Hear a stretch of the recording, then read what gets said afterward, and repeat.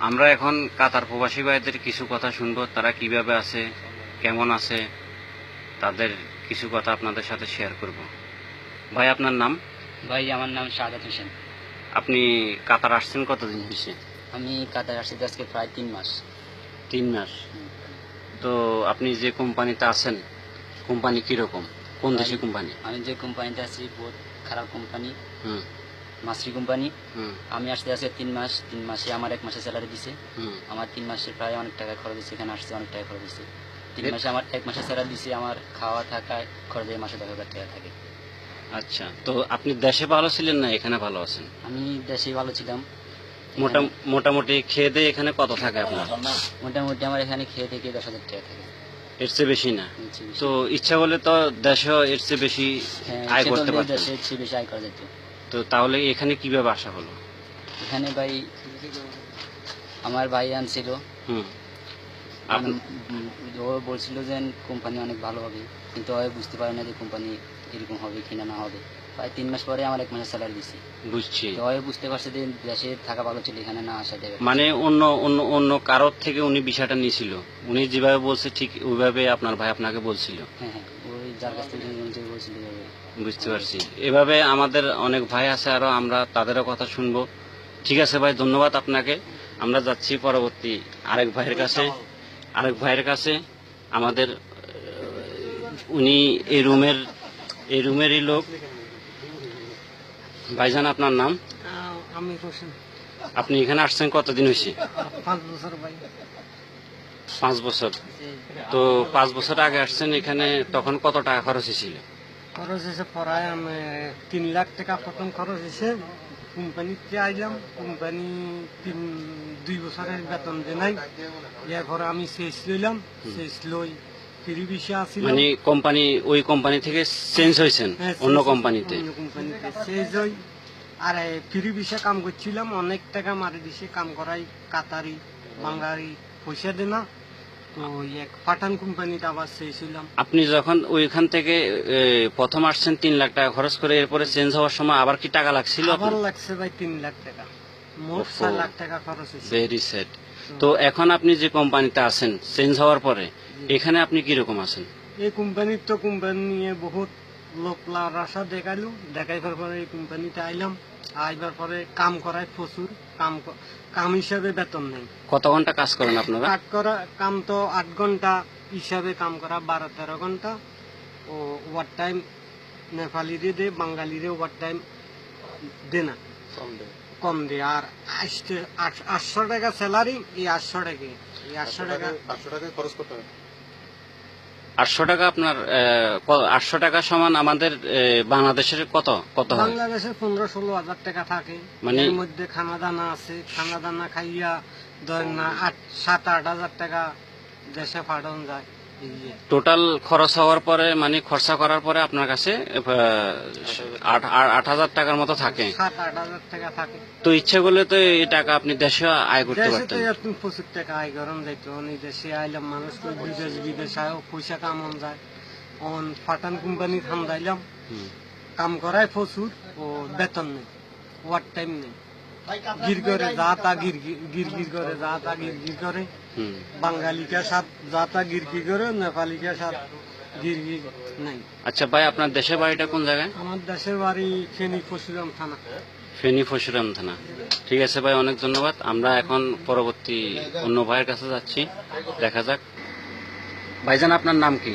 আমার নাম জহিরুল ইসলাম। আপনার দেশের বাড়ি কোথায়? দেশের বাড়ি ফেনী ডিস্ট্রিক্ট, ফেনী কোথায় মানে? পশুরাম।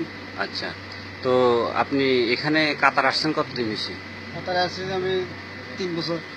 3 বছর কি একই কোম্পানিতে আছেন? একই কোম্পানি। শুরু থেকে আপনার স্যালারি কত ছিল? শুরু থেকে 750, এখন? আমি 800। আচ্ছা, তো এখন এই 800 টাকা সমান আমাদের দেশে কত হয়? এই 15-16। আচ্ছা, মানে 15-16 হাজার টাকা। তো দেশে ভালো ছিলেন না এখানে ভালো আছেন? দেশে ভালো ছিলাম, এখানে দেশে ভালো, এখান থেকে আচ্ছা। এখানকার তুলনায় আপনি দেশে কিরকম ভালো ছিলেন? ধরনের দেশে আমি বহুত ভালো ছিলাম। যেমন কি কাজ করতেন না ওখানে? আয় ইনকামটা আপনার কি ছিল? দেশে আমি ক্ষেত খামারে কাম করতাম, ওখানে কত টাকা আয় করতে পারতেন? 15-16 হাজার। তো তাহলে তো দেশে বোধহয় ভালো ছিলেন না? দেশে ভালো ছিলাম। এখানে আপনার এই কি বলে, এখানকার আবহাওয়া আর আমাদের এখানকার আবহাওয়া তো অনেক ডিফারেন্স না? ডিভাইস আচ্ছা, তো ভাই আপনি এখানে আসছেন 3 বছর হয়েছে, এখন দেশে কি এর ভিতরে একবারও গেছেন? পয়সার অভাবে যাইনো ভাই দেশে। পয়সার অভাব মানে কিরকম? পয়সা নাই, খাইতাই আমার পয়সা বাঁচে বাংলার 3,000-4,000। এটা দেখি ভাই টিকিট কাটবো না, সামান কিনবো না, দেশে যাবো। ও আচ্ছা, ঠিক আছে।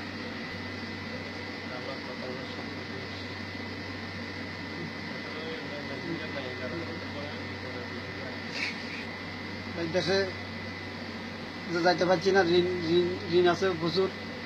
ঋণ ঋণ শেষ করে যেতে তো আমার আরো 1 সাল লাগবে, 1 সাল পরে যাবো দেশে, নিয়োগ করছি আর কি। ইনশাল্লাহ ভাই, আমরাও দোয়া করি আপনি দেশে যান, ঋণ শোধ করেন, ভালো থাকেন, এই কামনা করি। সবসময় প্রবাসী ভাইরা আসলে অনেক কষ্ট করে, যেটা বলার বাইরে। হয়তো দেশের অনেকে দেখতেছে না, কিন্তু যারা আছে প্রবাসে তারা ঠিকই বুঝতেছে, বা যারা একবার আসছে আগে তারা দেখে গেছে। যাই হোক, ইনশাল্লাহ আমরা এখন আরেক ভাইয়ের কথা শুনবো। ভাই এখানে আসছেন যে কতদিন হয়েছে কাতার? আমি আসছি যে 4 বছর শেষের দিকে আছে, এই মাসের 27 তারিখে 4 বছর শেষ হইব। তো আপনারা যে ভিডিওটা করতেছেন, হ্যাঁ, এটা দিয়ে কি কোনো লাভ হবে আমাদের? লাভ তো ভাই আসলে এটা আপনার এই ভিডিওটা অনেকে দেখবে, সবাই যেন বুঝতে পারে, সতর্ক হয়, সেজন্য ভিডিওটা করা। আপনাদের ফিলিংস গুলা আর আপনাদের এখানে বর্তমান পরিস্থিতি হিসেবে যেটা মানে আপনারা নিজেরা করতেছেন, পরিস্থিতির শিকার হইতেছেন, বা এখানকার পরিস্থিতি সম্বন্ধে আমাদেরকে কিছু বলেন। দেখেন, আমরা আসছি যে আজকে 4 বছর, আমি 27 তারিখে 4 বছর শেষ হইব। তো অনেক কষ্টে আছি। পাঠান কোম্পানিতে আসছি, কফিল হইলো কাতারি, কফিলে কোনো খোঁজ খবর নেয় না, পাঠানে আমাদেরকে ঠিকমতো স্যালারি দেয় না, ওভার টাইম দেয় না। নেপালি আছে, এদেরকে শুধু ওভার টাইম দেয়, সব সময় এরকম ওভার টাইম 8 ঘন্টা 10 ঘন্টা এভাবে ওভার টাইম দিতে আছে আমাদেরকে, কোনো ওভার টাইম দেয় না, শুধু স্যালারিটা দেয় শুধু। আপনার ডিউটি কয় ঘন্টা? আপনি কোম্পানি আপনাদের বেসিক ডিউটি কয় ঘন্টা? বেসিক ডিউটি 8 ঘন্টা। 8 ঘন্টা। তো আপনারা কি 8 ঘন্টা পুরোই করেন? 8 ঘন্টা পুরা করি, আরো বেশি করতে হয়। ও আচ্ছা। তারপরে গাড়িতে আইতে যাইতে 2 ঘন্টা লেট করায়, সাইডে বসায় রাখে, ঠিক মতো গাড়ি দেয় না। আপনাদের সব দিকে সমস্যা। আপনাদের বেসিক স্যালারি কত? বেসিক স্যালারি 800-700, মানে কারো আছে 750, কারো 900, 1200 এরকম, বাস, এর উপরে কোনো স্যালারি নেই। ও, আচ্ছা। তো এখন আপনার এই দেশ হিসাবে এখানকার দেশের তুলনায় এখানকার অবস্থা কিরকম, মানে কিরকম বোধ করেন? দেশে তো আমি বহুত ভালো ছিলাম, ইনশাল্লাহ। এখানে আসি ভালো নাই। দেশে আমি ইলেকট্রিকের কাজ, 5 মিটারের কাজ, তারপরে গাড়ির কাজ জানতাম, ওইখানে আমি প্রচুর টাকা কামাইতাম। ওই তুলনায় এখানে কিছু নেই। এখানে আমার 5 মিটারের কাজ করি, রঙের কাজ করি, তারপর রাজমিস্ত্রির কাজ করি, ওই হিসাবে আমার টাকা দেয় না। তো এর ভিতরে কি দেশে একবারও গেছেন? দেশে গেছি, কষ্ট হয়েছে। দেশে যাই 15 দিনে, 1 মাসের বেশি থাকার লাগে না। গেলে ফোন করে, শুধু আসার লাগে, না আসলে টিকিট ভিসা ক্যান্সেল করে দিব, এই করবো সেই করবো। তো বাধ্যকতা চলে আসতে, কি করবো। আপনারা এই রুমে কতজন থাকেন মোট? এই রুমে আমরা আছি প্রায় 12 জনের মতো। দেখেন কিভাবে শুনেছি, ছোট একটা রুম, এটার ভিতরে এই অবস্থা দেখেন। ও, দেখেন এই হচ্ছে এই রুমটার ভিতরে ওনারা 10 জন 12 জনের মতো লোক থাকে। তো সবাই অনেক দুঃখে আছে। আমাদের অনেক ভাই আসলে পরিস্থিতির শিকার, যেটা বলার বাইরে, নিজ চোখে না দেখলে হয়তো বুঝতেন না। উনি মুরব্বী, উনি আসছে বেশি দেরি হয় নাই, কিন্তু অবস্থা অনেক করুণ, তাই উনি কথা বলতে ইচ্ছুক না। তো এই হচ্ছে আমাদের দেশের অবস্থা, এই দেশের বর্তমান কাতার পরিস্থিতি, এটাই বাস্তব। এবং কি আপনাদেরকে কি বলবো, মানে যেটা নিজে না দেখলে হয়তো আসলে বিশ্বাস করার মতো না, যেটা আমরা দেখছি এখানে আসার পরে বুঝতে পারলাম যে এখানকার অবস্থা এরকম। দেশের মানুষ মনে করে আসলে বিদেশে থেকে মানুষ অনেক সুখে আছে, অনেক ভালো আছে, কিন্তু এখানকার যে কষ্টটা তারা করে এটা আসলে কেউ বুঝতে চেষ্টা করে না। তো দুঃখের বিষয় হচ্ছে এত কিছু হওয়ার পরে, যেমন সৌদি, মালয়েশিয়া, দুবাই, সিঙ্গাপুর প্রবাসে আমাদের অনেক ভাইয়েরা আছে, যারা হয়তো দেশে তো সবাই কেউ বুঝে না, শুধু বিদেশ বিদেশ করে কষ্ট এদেরকে একটু করতেছে। বুঝান।